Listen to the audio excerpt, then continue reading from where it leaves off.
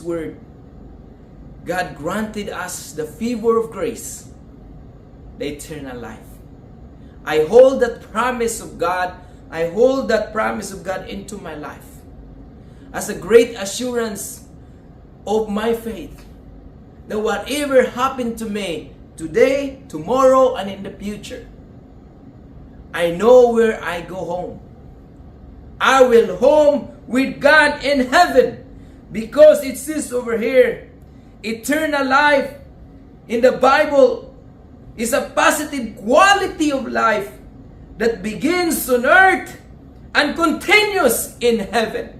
That's why Jesus said, I will go to my Father to prepare a place for you. Let not your heart be troubled. Let not your heart be sad. Believe in me. In my Father's house are many mansions.